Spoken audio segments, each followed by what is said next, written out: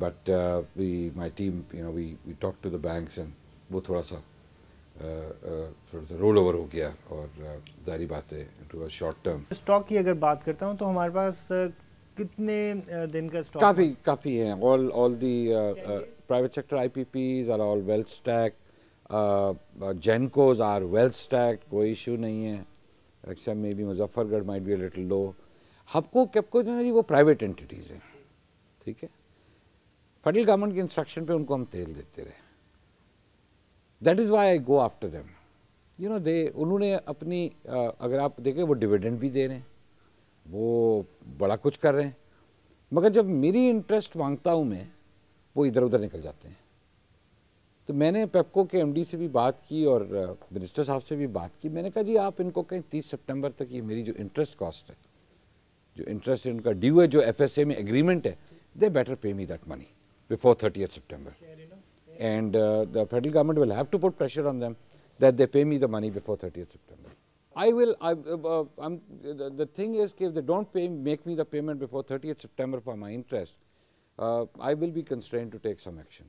और वो यही हो सकता है कि फिर से डिस्टर्ब कर दी जाए उनकी supply. I don't know. We'll have to resort to some methodology to obtain that money before 30th September. Right. Again, furnace oil. I mean, इसकी वजह से आपकी ये बिजली वगैरह चल रही है, सब कुछ चल रहा है।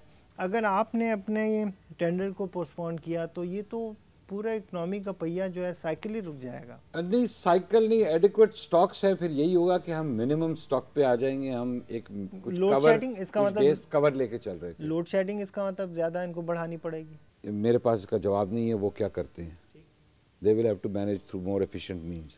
इसमें दो तीन चीज़ें हैं जो good opportunity for me to really say which I have been saying not forcefully before. वो ये है कि हमारा जो इंफ्रास्ट्रक्चर है उसको इम्प्रूवमेंट की बहुत सख्त ज़रूरत है। One is storage. We have to have more than 500,000 का, another 1,000,000 tons की स्टोरेज है, that must go up to avoid all this dry outs and because 2-3 महीने पहले वो सप्लाई चेन सारा काम शुरू करती है, प्लानिंग करती है, एंटिसिपेट करते हैं, इंडस्ट्री बैठती है। DG oil is the chairman of the product review committee, meeting होती है सारी इंडस्ट्री, हर महीने मीटिंग होती है और वो आगे की 2-3 महीने की प्लानिंग करते हैं, which is a trend going on for the last 15-20 years.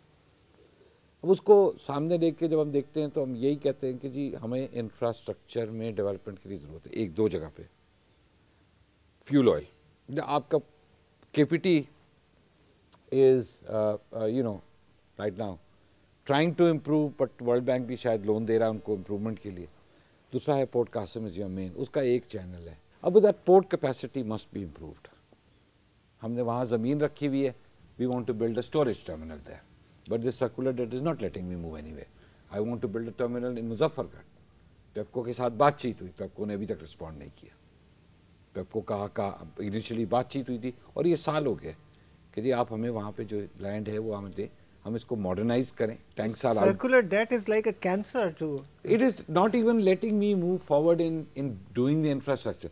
3 to 4 years down the road you will have problems if you don't start building infrastructure now, and I'm looking at it, taking to my board in January with a storage plan जिस पे काम शुरू हो गया है।